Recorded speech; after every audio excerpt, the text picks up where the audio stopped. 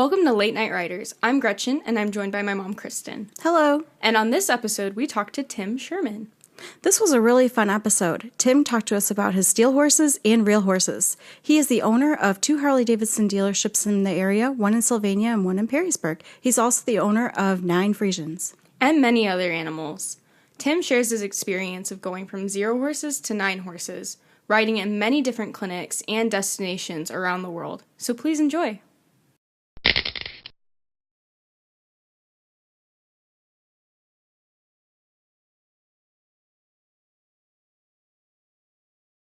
Welcome to Late Night Riders. Today I am joined by my parents, Kristen and Paul, and Tim. Welcome, guys. Hey. Hi. Hello. So, Tim, tell us a little bit about what you do. Well, basically, we're the Harley-Davidson dealerships in Toledo. So we have Signature Harley-Davidson, Perrysburg, and Toledo Harley-Davidson on Central Avenue, so in Sylvania. And that's my business. Okay, cool. My wife also works in the investment business, so that's what we do. Awesome. And what type of horses do you have? We have Friesian horses, and I know that's funny. We're sort of Friesian snobs, but we've never had any other horses. And we started with Friesians, and we love the mentality. We love the breed, and so we have 9 horses, and we're thrilled with them. Yeah, they're beautiful. Yeah. So what about the history of what came first? Did the business come first, or did the horses come first? For us, the business came first. I wanted to be in motorcycle business my whole life, ever since I was really a little guy, actually. And then I got through college and realized that I wanted to be a rider. So when I worked for Xerox, way back in 1983, I realized that I wanted to ride motorcycles, and I got my first bike and my first Harley, and that's how it got started. And I realized I wanted to be a dealer at the same time. Mm-hmm. So that took a number of years. All I needed was money and experience. I didn't have either one.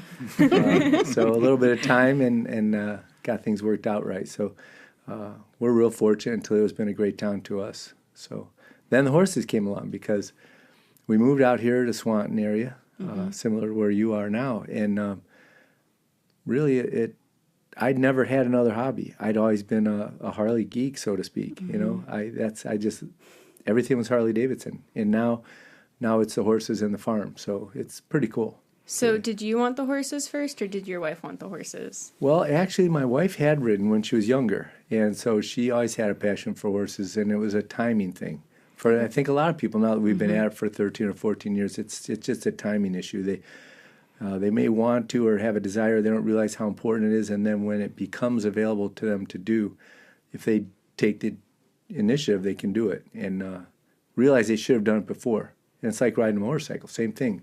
Mm-hmm. I think Paul could probably speak to that. But, you want to do it, you think you want to do it, it's a matter of time, and then all of a sudden the time's there, and you do it, and you're grateful, and you think, gosh, I should have done it a long time ago because I really love this.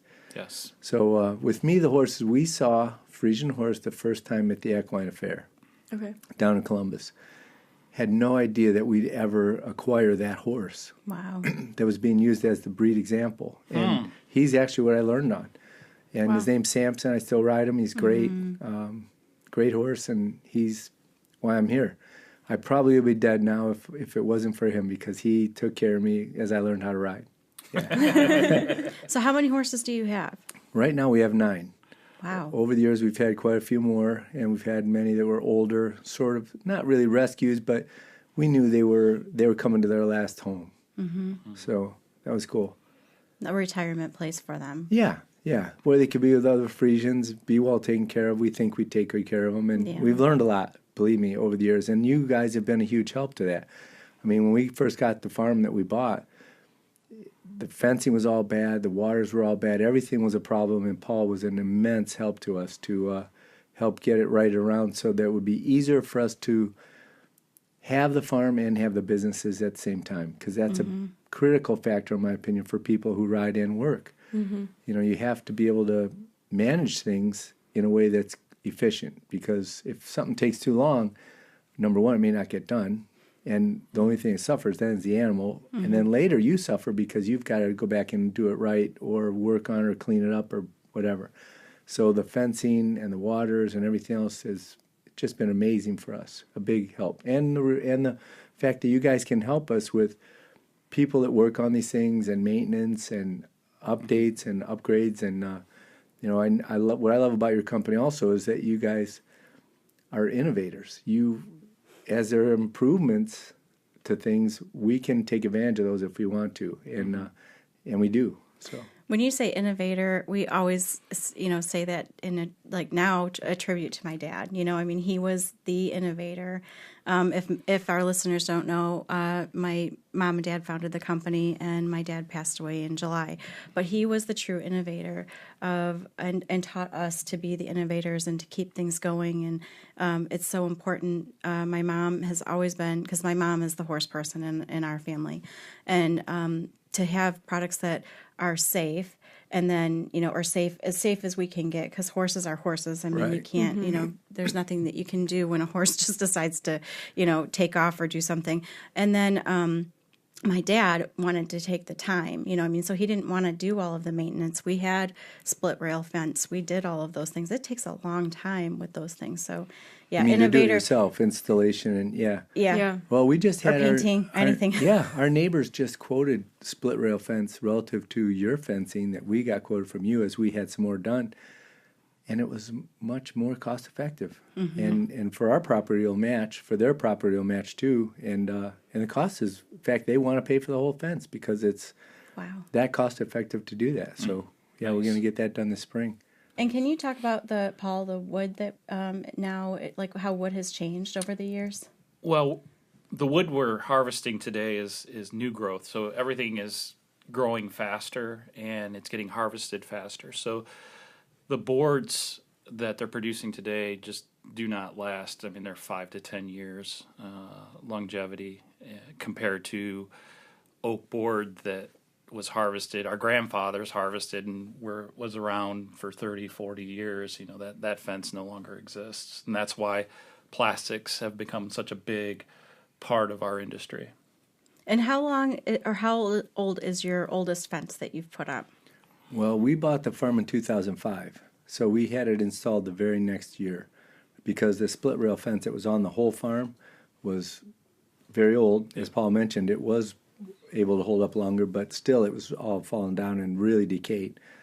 The fence we have today looks like it just went up. We keep up on the black posts, and as far as the strapping, it looks great. If it's installed properly, that was what we learned from the process. If it's installed properly, it can look good for a long, long time. Yeah, we've seen some that people put up themselves.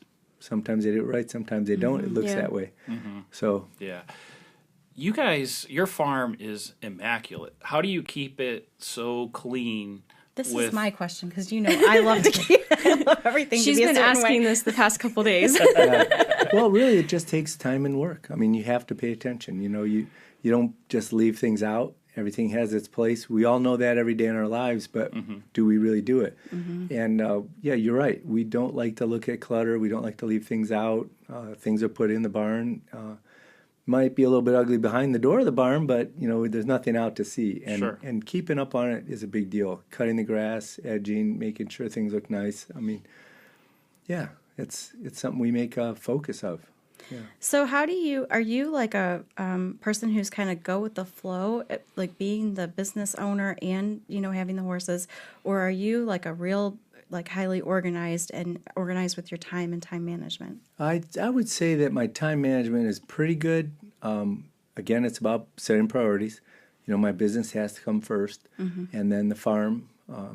The animals are, of course, the number one priority, but I have to make sure that I can do what I have to do with the business. So we make sure that everything's in place so the animals can be taken care of. I mean, we have a lot of cats, dogs, and the horses. So it keeps you busy. Really, there's no... You don't just say, "Oh, I'm going to not do this for a couple of days." You're in it, And then after that, I would say I'm not real organized as far as my life would go. But because I have my priorities set, it's easy to follow through with things. So how many horses did you start off with? Well, we started off with a 3-year-old gelding that was completely green.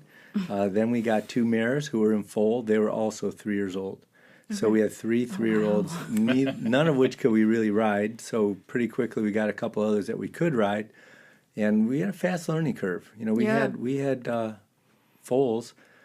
That spring was the first spring we were on the farm, and we had baby horses. So it was a pretty quick learning curve, but it all went well. We're lucky. And again, the breed is an easygoing breed.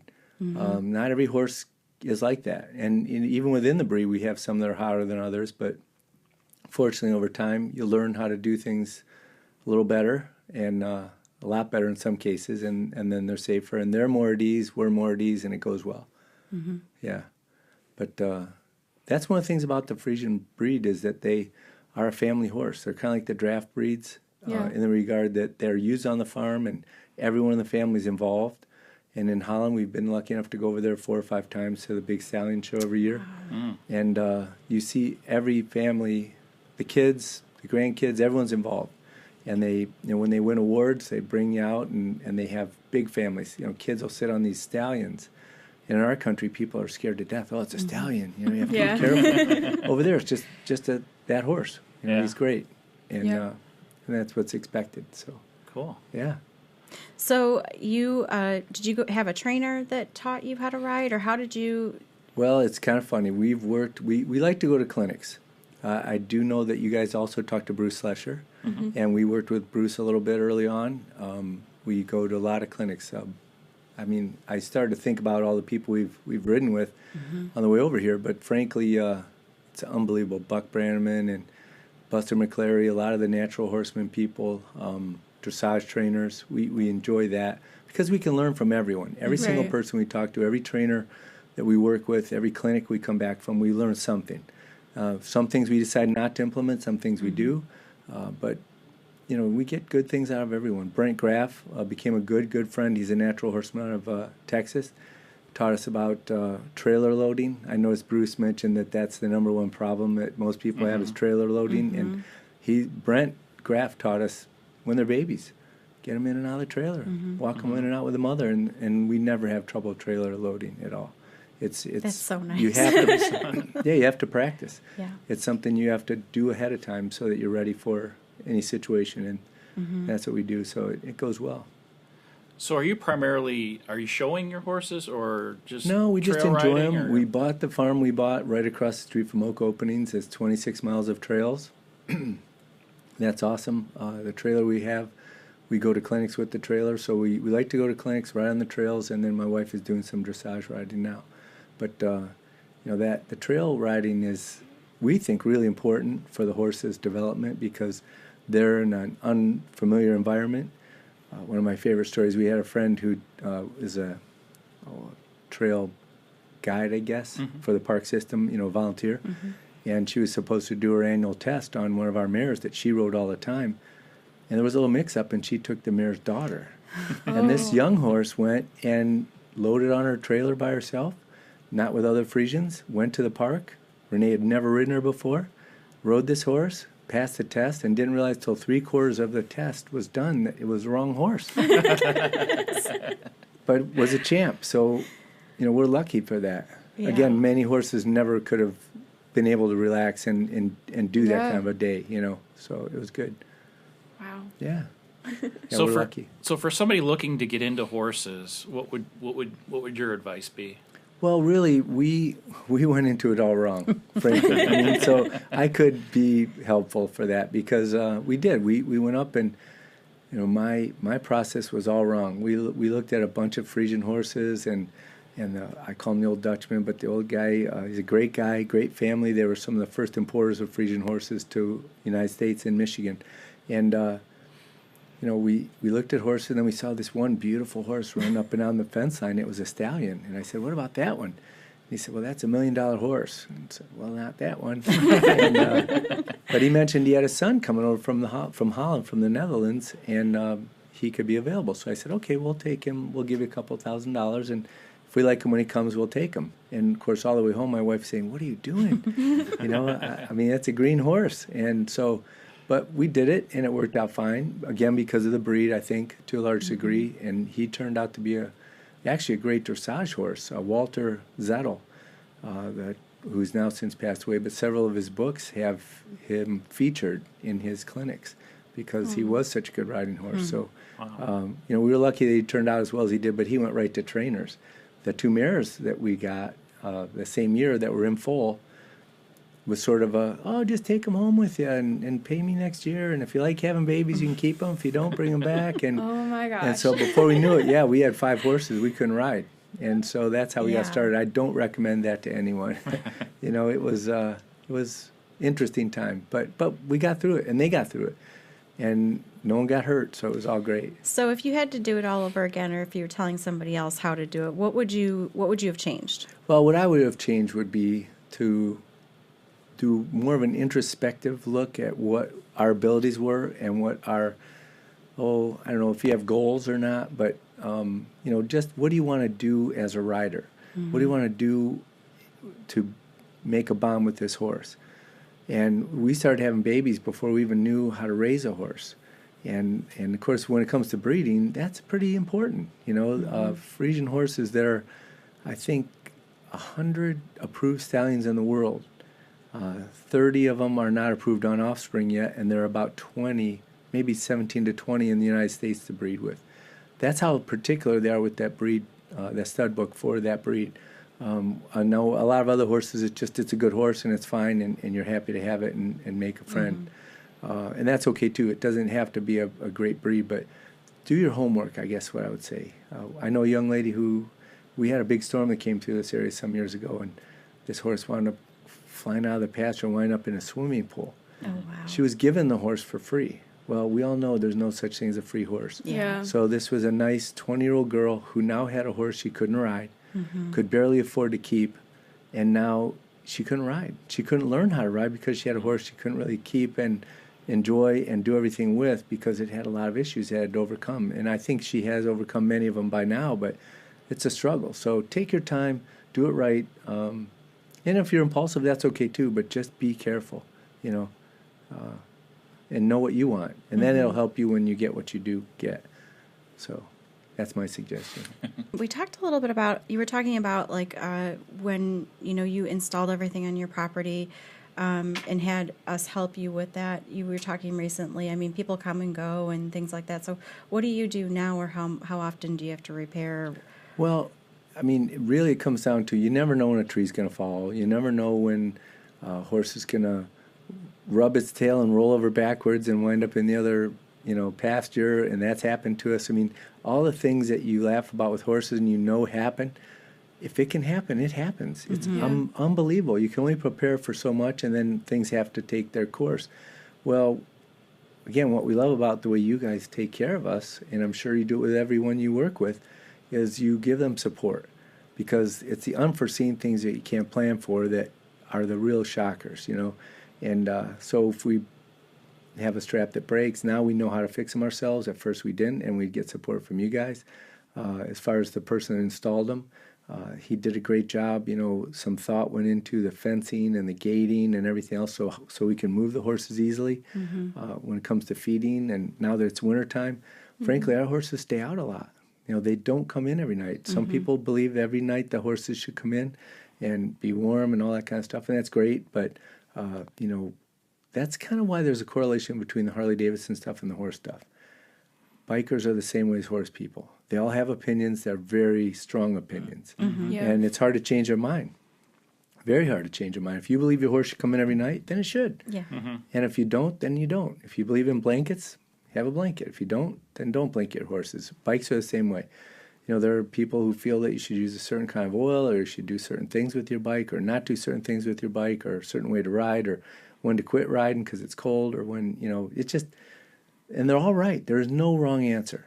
It's just, that's the correlation between horses because of passion. People are passionate about their farms and their animals and their horses, and people are passionate about bikers and their bikes and the people they meet and the way they live their life. So it's easy for me to go from one to the other because I know whoever I'm talking to is passionate, and that's cool. If you have to work with someone who's doesn't care, lackadaisical, or a commodity, that becomes a problem because they don't care as much as you do, and then it's hard to get along. But not with horse and Harley-Davidson. So when somebody's buying a bike, and if it's much like horses or whatever, can you explain what you would tell somebody if they were thinking about getting into something like that? Well, it's much the same way. It's to be introspective. It's a little bit harder with the bikers.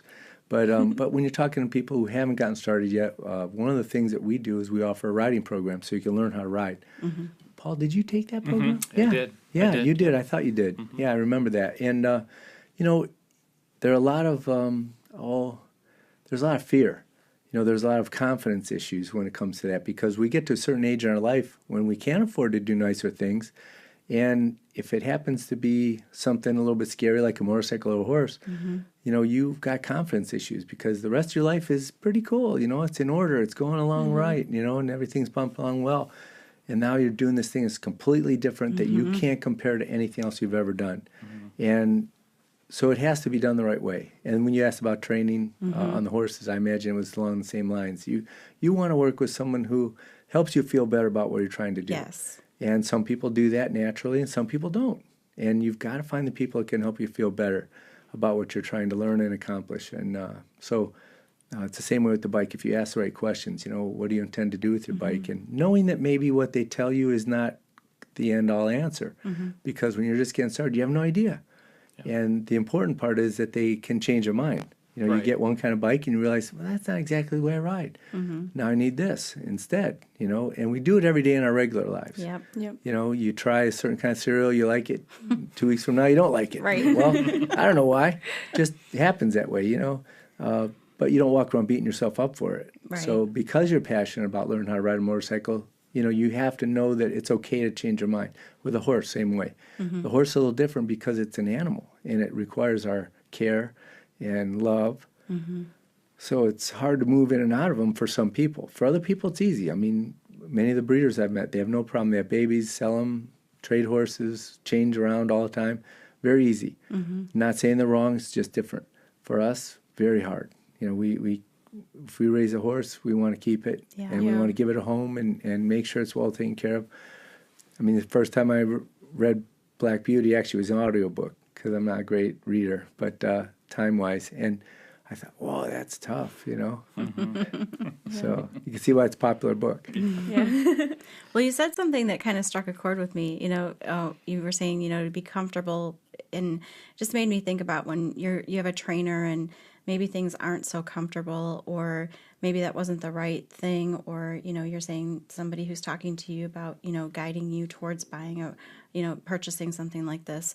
I think those things are really important. And what you just said is, you can have the freedom to change, and maybe something doesn't work out. It's okay to change if you're not feeling comfortable with somebody or something. Or yeah, with horse trainers for sure. I mean, I've watched people spend a lot of time with folks who they just don't personally, as people, get along.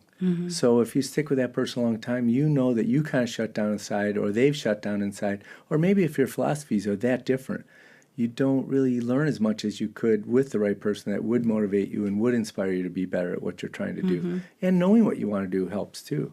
If you go to there are a lot of great trainers. I had a lady who wanted to learn how to ride horses. She wanted to learn how to ride my horses.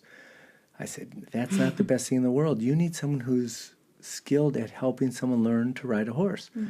It's easy to forget the first 10 steps. And those 10 steps are critical when you're learning because that's your foundation. Yes. And so if you go to a barn that's way over your level, then they skip a lot of things. And if you start at a barn where they're used to people getting started and beginning, and that's what we did. We went around to several barns and we found one that had someone that would train from how to walk the horse out, how to brush it before you put a saddle pad on, and just right from the beginning, and took their time. And the person was 60 years old. They don't necessarily, I think a lot of times a training person, or in my case, and in my business, a salesperson will look at someone and say, well, you're a little bit older, so you're in a hurry. You don't want to go through all the basic steps and the learning process. And that's when it's most critical because you don't want to feel uncomfortable. You don't want to make the other person feel uncomfortable. And someone who feels that and understands it can be really helpful. If you're with someone who's not, maybe in 5 years they're ready for you, or you're ready for them, and your horse is ready for them, but not right now. So knowing that you've worked with someone who can adjust to you is a big deal, in my opinion. And start slow. It really is important. I think that's a basic tip that if I was saying anything, I would say start slow. It's really important. Walking a horse out, is a big thing to learn in itself. And, getting on top of a horse is a whole other Oh, yeah. game yeah. changer. Well, it's funny. I mentioned some of the clinics we've gone to, and one guy I love is Buck Brannaman, of course, one of the best in the world.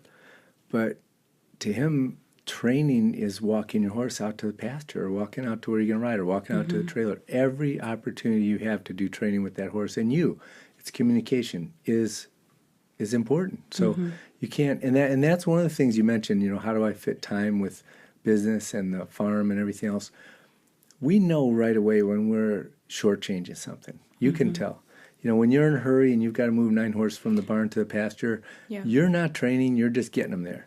Well, you pay for that later, because horses are smart. Yes. They know that, oh gosh, he's trying to walk 2 horses, and I can go over here and eat grass on the way, or I can do this, or I can go that way, and that's okay.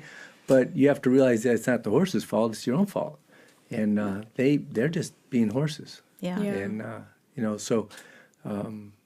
we find ourselves too busy. That can be a problem. Get overwhelmed. It's a big deal. So you have to really put your priorities in place. That's why I mentioned that to begin with. Make sure that that's something that you want to do, and do you want to put that time into it? Do you really have that time? I think sometimes we think people can make it look so effortless. Your farm is one of those farms that looks effortless, but it does. I am sure that it takes, hours to keep your farm up. Well, it does, but when I mentioned how you guys were such a big help, I really, really mean that, because the way the farm flows, the way the pastures were laid out and the thought that went into it, even to the degree where we had 2 fence lines that used to be 1 fence line. And someone said, well, if you're going to ride in this arena, you need a gap, so the horses can't stand over the fence and hang their heads over when you're trying to ride along the fence line. That was great advice. Little things, just the way the gates open and close, so you can move horses from one side to the other without having to always put a halter on, or always bridle them, or put a lead rope on. We can open the gates and cross them over, and that makes it flow and it makes it work. So a lot of thought can go into it. I know you do a lot of work with stalls. And the work that we did in the barn itself was big. The type of flooring that we got from you guys, so it's much more comfortable for the older horses we've had over the years. They really appreciate coming in and being able to lay down and be comfortable. And if they're standing very much, that's comfortable too. So a lot of things that aren't really thought of, because a lot of horse people have their way. Well, we didn't know either. When my dad built the barn that we had, one of the barns that we had at another house, he didn't know, how slick that stamped concrete would be. And after that, we were like, it is important to have safe flooring. And that's where that came from. Everything stems from things that we've even learned, because we want to make sure that they don't, people don't have to do the same mistakes that we did. Right. Trial and error is a big deal. Yeah. Aisleways that are big enough to get your tractor in and turn it around. Right. Yeah. If you have the luxury of having room, use it wisely, and if you don't, you have to do what you have to do. That's okay, but there's still ways to position things and place things.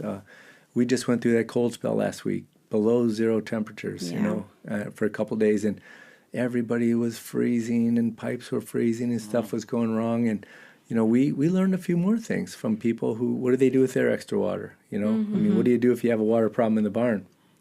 You don't want to have to carry it all the way from outside in buckets, especially if you have 9 horses.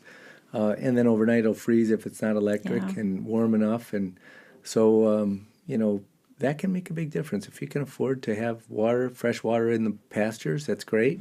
If you can afford to have electric fencing, that's even better. And, electricity out to the pastures, so you can run water heaters into the tubs and things like that. All that makes a difference. But when you have to spend a lot of time working on the most basic things like food and water, that's time consuming. So, we love the products you guys offer, because there's a lot of thought that goes into it to make it helpful. We as kids outside, we boarded for a while and cracking buckets. Oh, yeah, exactly.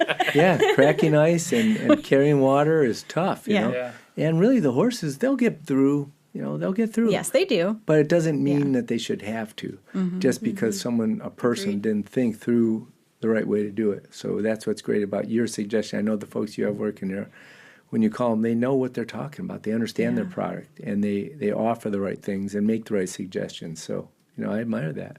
And most of our people here are actual horse people. They have actually, they have their own horses or have been around that. If they haven't, we introduce them to the horses. We have horses here on the property. I mean, they get time with that. So that's really important, too, for us to have them have an understanding. You just can't understand unless you actually get out there and do a few things. Right. So do people know you more as the Harley guy or as the horse guy? Well, some people know me both ways, and that's kind of fun. Then other people don't know about the horse at all. We're pretty private. I mean, I put most of the pictures I'll put on social media are usually about the farm. We promote the dealerships a lot every day, and it's really motorcycle related, and I let the staff do most of that. Today I did a little TV stuff with the Toledo Auto Show, but in general, they know me one of two ways: the Harley guy or the horse guy. I became a lot more involved with the Friesian Horse Association because I was on the board, and that was enjoyable. I enjoyed that a lot. What was that like? It was hard.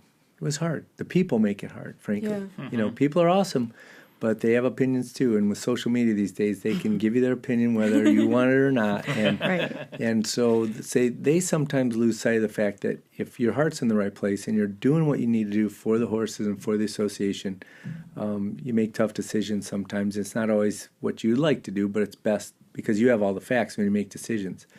And that's why you're elected to be on the board. So when they lose sight of that, it becomes tough. But it was gratifying, too, because I knew we made a lot of great changes in the several years I was on the board and, good changes and brought a lot of things around similar to the way they do in Europe, which in the United States, we're a much bigger country. You can drive across the Netherlands, and it's about the size of Ohio. So big difference as far as the way you can't do an event on the East Coast in the United States and expect people to bring horses from California all the way across. They will in some cases, but usually they're a business. Regular people are not going to be able to take the time and the expense to drive across country to be involved. So, but, the horses are all great. They are always great. People, that's the variable. That's the fun part. So, I enjoyed it, though. I really did. Yeah. Well, all right. We're going to take a short break, and we will go into our next segment, Canter Banter. Do you love horses and live the equestrian lifestyle? Be sure to check out our brand new blog at www.yourhorsefarm.com. We publish 3 posts per week and feature a free printable equine checklist every month. Yourhorsefarm.com is a great equine online resource, so be sure to share with all the horse lovers in your life. And remember, laugh much and ride often. Our next segment, Canter Banter, is brought to you by RAMM Horse Fencing and Stalls, the one-stop shop for your horse farm. RAMM is family-owned and operated and has been in business for over 30 years. We welcome you to call in and speak with an expert about your next project today at 866-653-8984. Again, that's 866-653-8984. And we're back. Welcome to our segment of Canter Banter. On this segment, we are going to be talking about which would you rather ride, a steel horse or a real horse? Oh, that's a good question. All right. So our first question is, which would you rather ride on a rainy day, steel horse or real horse? Ooh. I would say that I would probably want to ride a steel horse on a rainy day, believe it or not. Yeah. Okay. What about chaps? Would you rather wear chaps on a steel horse or a real horse? Probably chaps on a real horse. Okay. Do you not wear chaps for the... On the bike? Yeah. I will if it's cold. If you're trying to stay warm, basically is the idea with the chaps, at least in my particular case. Now, I know people wear them every single time they get on a bike, no matter how cold or hot it is, just like horses. The Western riders, on horses, they'll wear chaps all the time. Chaps, in fact. To say it the right way. So, but, and that's another part of it is what you wear and what you do with your horse is personal. So there are a lot of people who you can't believe they're wearing all the clothes they're wearing on a hot day, but they believe it's important. So, that's my answer. Okay. What about helmet? This one's a little tricky. No. For me, I believe in personal choice, first of all. I think helmets are a choice. I think older people may have a tendency not to wear helmets. Like myself, I choose not to personally. On motorcycle or horse? On both. Okay. You know, I started to ride horses without a helmet, and definitely rode motorcycles without a helmet.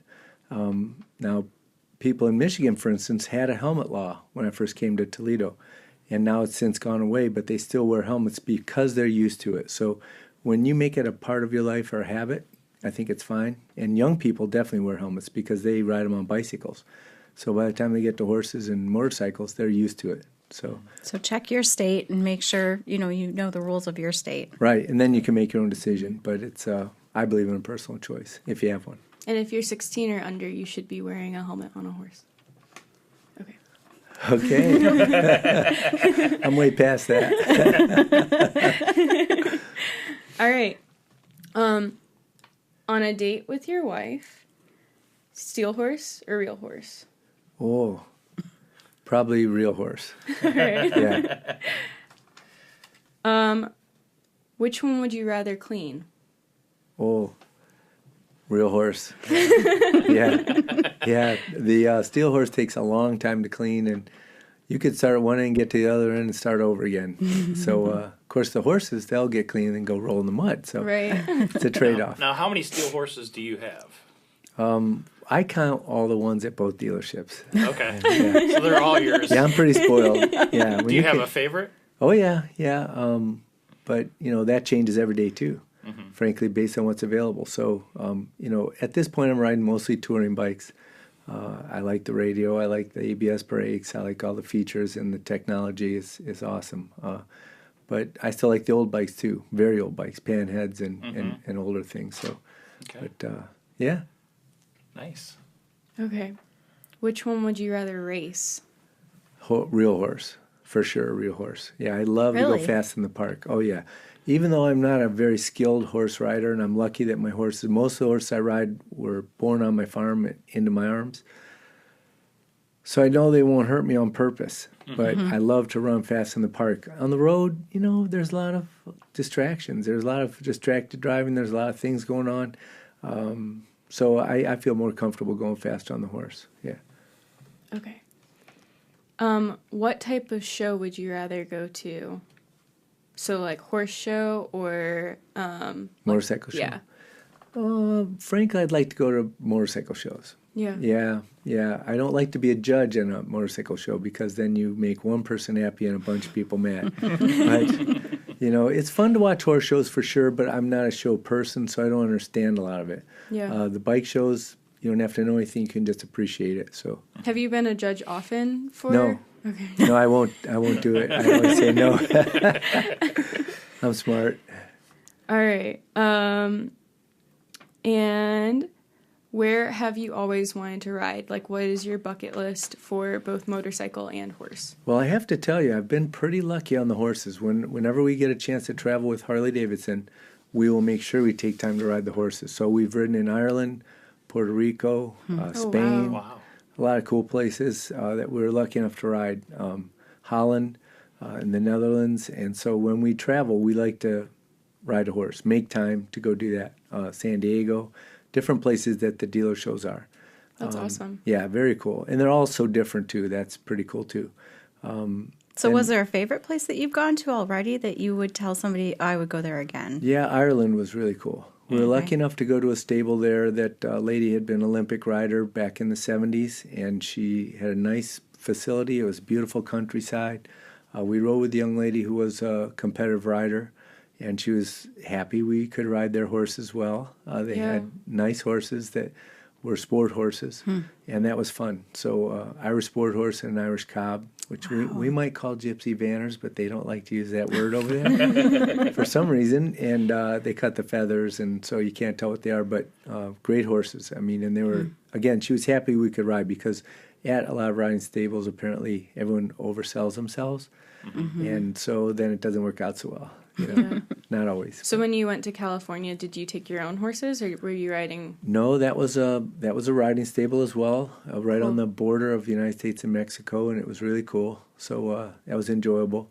A little bit, I wasn't much of a rider at that point, so it was sort of like the horses knew where they were going more than the guide did.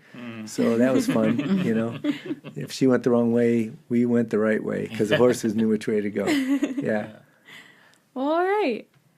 We hope you enjoyed listening to our podcast and encourage you to share with all your equestrian family and friends.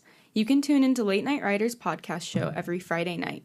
Each episode will be uploaded exclusively on YouTube, where you can subscribe to our channel to stay up to date with all of our latest shows. Do you have a topic you'd like to discuss? We want to hear from you. You can email us at podcast@ramfence.com or feel free to leave a comment below. Thank you again for listening.